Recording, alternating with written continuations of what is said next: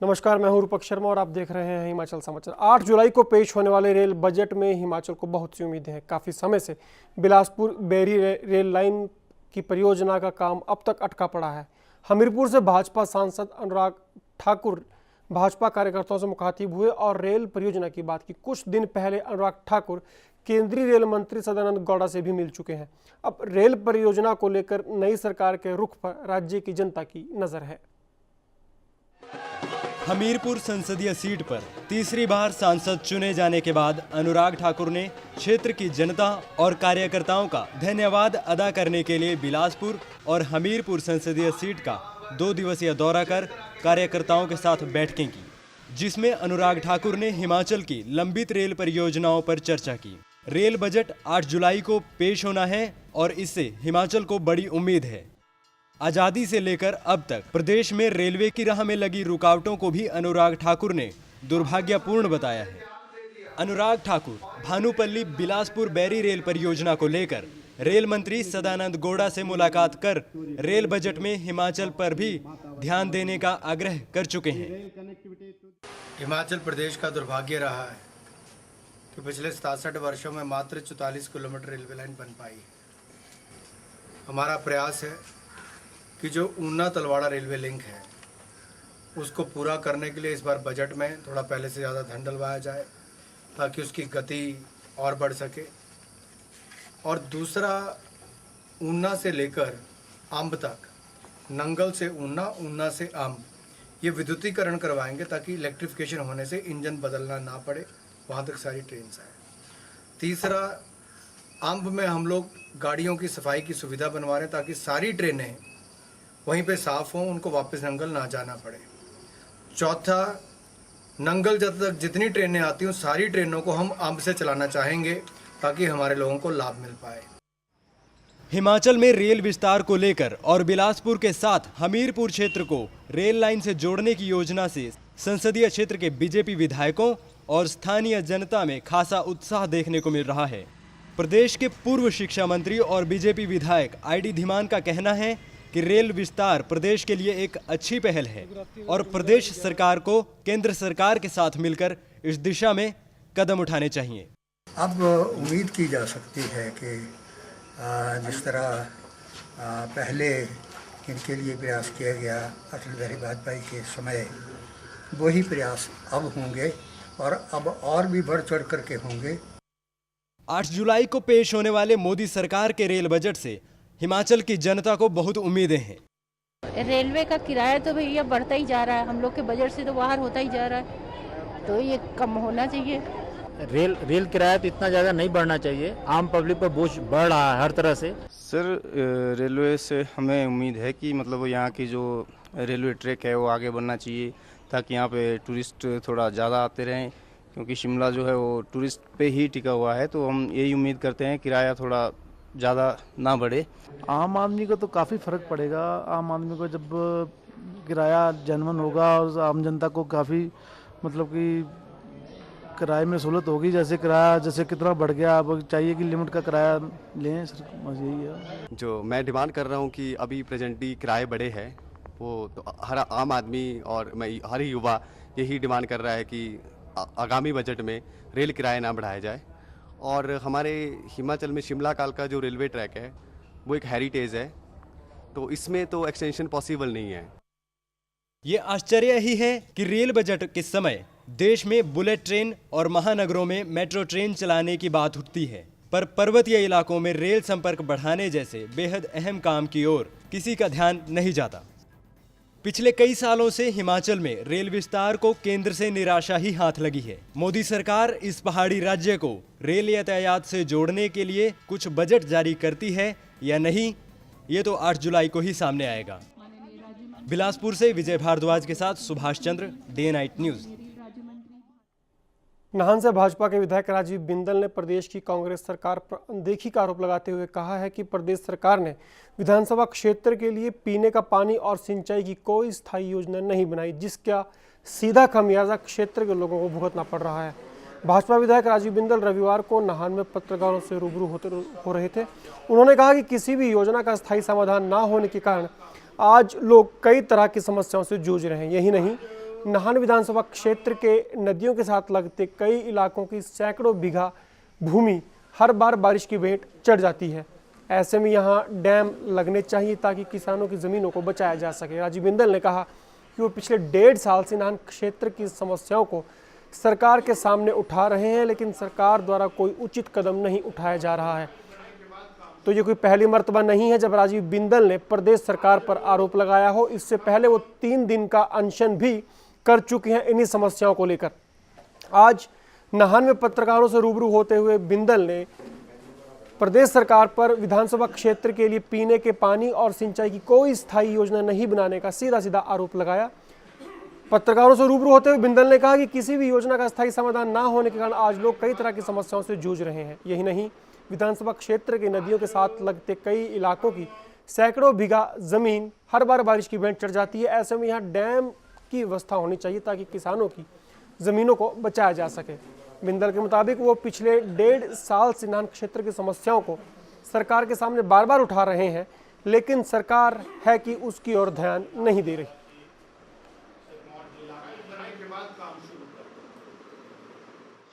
नाहन विधानसभा क्षेत्र में पेयजल और सिंचाई की गंभीर समस्या है और विडंबना ये है कि लंबे समय तक यहाँ की समस्याओं के स्थायी यानी परमानेंट हल की चिंता नहीं की गई, जिसके कारण जो भी कुछ हुआ वो छोटे छोटे स्तर के ऊपर हुआ और हमने स्थायी समाधान की तरफ आगे कदम नहीं बढ़ाया। उधर मंडी में एक पत्रकार वार्ता में पूर्व मंत्री महेंद्र सिंह वीरभद्र सरकार पर जमकर बरसे। महेंद्र सिंह ने आरोप लगाया कि प्रदेश सरकार ने पंचायतों को आने वाले फंड पर प्रदेश के एक मंत्री के कहने पर रोक लगा दी है। महेंद्र सिंह ने यह भी आरोप लगाया कि प्रदेश सरकार ने ये फंड शिमला जिले के लिए तो जारी कर दिया, लेकिन बाकी जिलों पर इस पर रोक लगा दी गई और अब इसमें संशोधन किया जा रहा है। इसके साथ ही महेंद्र ने मंडी के बस अड्डे पर रुके हुए काम के लिए भी राज्य की कांग्रेस सरकार को जिम्मेदार ठहराया।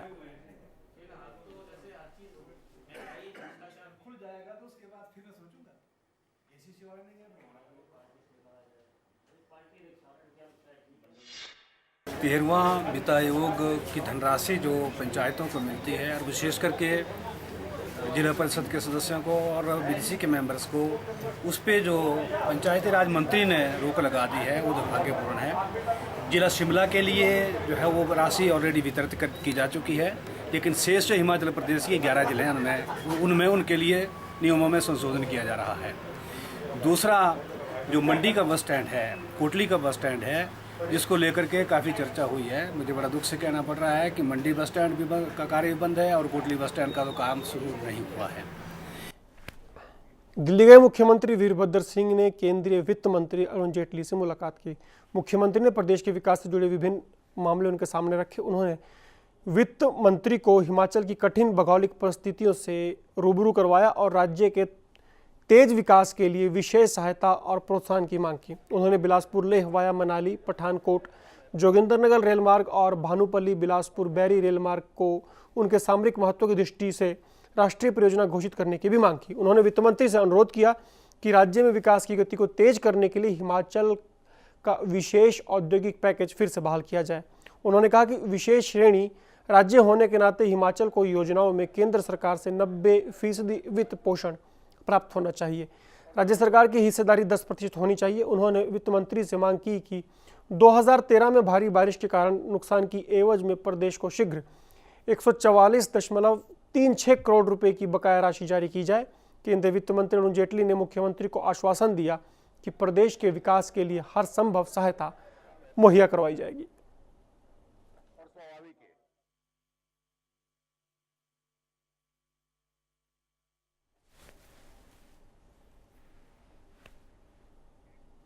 लोकसभा चुनाव में हार के बाद कांग्रेस का प्रादेशिक मंथन अब दिल्ली दरबार पहुंच गया है। सूत्रों का दावा है कि जल्द ही प्रादेशिक संगठन में बड़े बदलाव देखने को मिल सकते हैं। शनिवार को मुख्यमंत्री वीरभद्र सिंह, स्वास्थ्य मंत्री कौल सिंह, प्रदेश अध्यक्ष सुखविंदर सिंह सुक्खू ने AK एंटनी कमेटी के समक्ष अलग अलग हाजिर होकर हार के कारण गिनाए। इस दौरान सीएम ने सुक्खू पर निशाना साधते हुए कहा कि कांग्रेस तो पूरे देश में हारी है, लेकिन इसके लिए किसी राज्य की 37 ब्लॉक समितियां भंग करना सही नहीं है।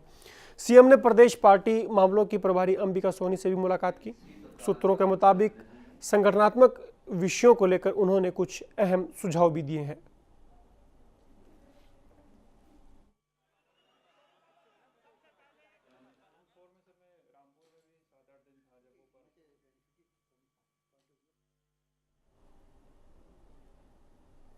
दरअसल राज्य में लोकसभा की चारों सीटें हारने के बाद से ही सरकार और संगठन में रार छिड़ी हुई है।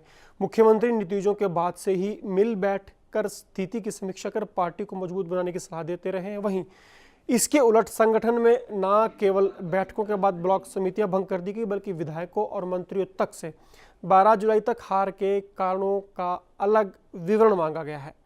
इसे लेकर मुख्यमंत्री ने ऐतराज जताया है। जिस तरह से ब्लॉक को भंग किया गया उसे लेकर सांसद विप्लव ठाकुर और राष्ट्रीय सचिव आशा कुमारी ने भी सवाल उठाए हैं। एआईसीसी के सदस्य कुलदीप राठौर ने भी इसका विरोध किया है। सूत्रों के मुताबिक एंटनी कमेटी के समक्ष मुख्यमंत्री, स्वास्थ्य मंत्री और प्रदेशाध्यक्ष ने अलग से हार के कारण बताए हैं। प्रदेशाध्यक्ष ने प्रभारियों, ब्लॉक और जिला समितियों और पर्यवेक्षकों द्वारा दिए गए फीडबैक से भी इस कमेटी को अवगत करवाया है। इसके अलावा शनिवार को आशा कुमारी ने भी हाईकमान से इस सिलसिले में मुलाकात की थी।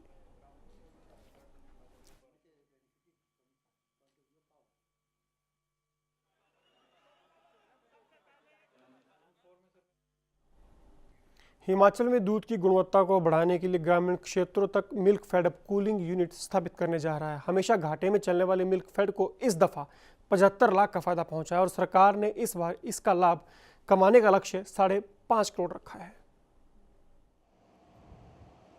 रामपुर के दत्तनगर मिल्क फेड प्लांट अब ग्रामीण इलाकों में कूलिंग यूनिट्स स्थापित करने जा रहा है, जिससे दूर दराज ग्रामीण इलाकों से जो दूध इकट्ठा किया जाए वो महफूज रह सके। अक्सर घाटे में चलने वाला मिल्क फेड पहली दफा फायदे में है और ये मिल्क प्लांट अब 25 करोड़ के घाटे से उभरकर अब तक 75 लाख रुपयों का लाभ कमा चुका है और इस बार भी सरकार ने इसके लाभ कमाने का लक्ष्य बढ़ाकर 5 करोड़ रुपए रखा है। फेडरेशन को जहां हमेशा घाटे में चलता रहा, हम पहली बार इसको लाने का प्रयास किया है और यहाँ लगभग 36,000 लीटर पर डे कलेक्शन आपके यहाँ और 36,000 लीटर का जो प्रोक्योर करके और फिर इसको हम जो है डिस्ट्रीब्यूशन आगे कर रहे हैं। तो सबसे बड़ा हमारा प्रयास है कि जो क्वालिटी ऑफ मिल्क इम्प्रूव करने की बात हमारा जो है मिल्क प्रोडक्शन हम एक बार करते हैं और कूलिंग नहीं होने की वजह से मेरा प्रयास है कि मैं हिमाचल के अंदर कुछ एरिया को इस तरह से चुने जहाँ दूध ज़्यादा मिलता होता है और वहाँ पर हम 2 टाइम दूध इकट्ठा करेंगे और उस एरिया के अंदर हम कूलिंग यूनिट लगाएंगे।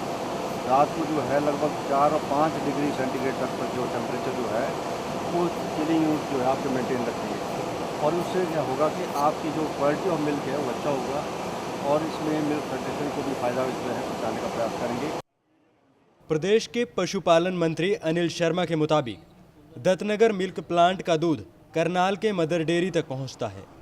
बकौल अनिल शर्मा, मिल्क प्लांट से सरकार को जो भी मुनाफा होगा वो साल के अंत में दूध विक्रेताओं में बांटा जाएगा, जिससे उनका यकीन मिल्क फेड के लिए बना रहे।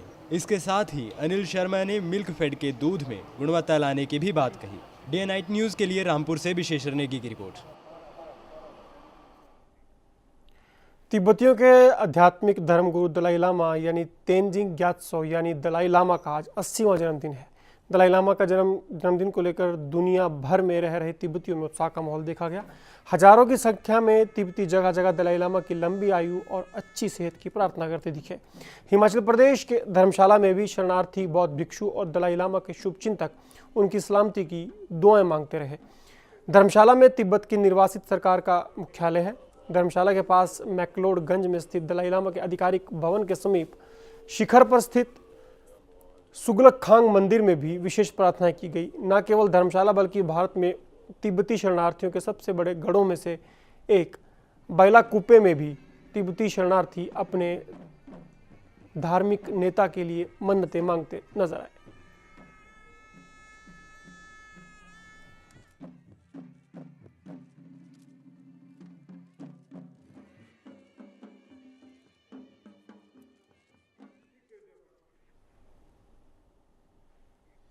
6 जुलाई 1935 को पूर्वोत्तर तिब्बत के तख्तसर गांव में जन्मे दलाई लामा के बचपन का नाम तेंजिंग ग्यात्सो था। उनकी जिंदगी में उस समय एक नया मोड़ आया जब वह केवल 2 साल के थे और उन्हें 13वें दलाई लामा थुप्तेन ग्यात्सो का अवतार माना गया।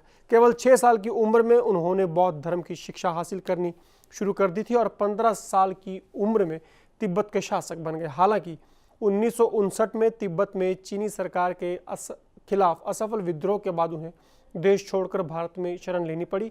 तब से लेकर अब तक वो तिब्बत में अहिंसा और लोकतंत्र की स्थापना के लिए दुनिया भर में अभियान चला रहे हैं। उनके अहिंसक योगदानों को देखते हुए उन्हें 1989 में नोबेल पुरस्कार से भी सम्मानित किया गया था।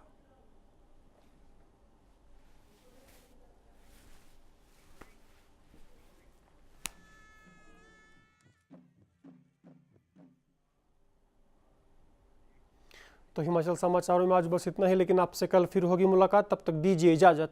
नमस्कार। खबरों की दुनिया में आइए, हमारे साथ कहीं भी और कभी भी जुड़िए।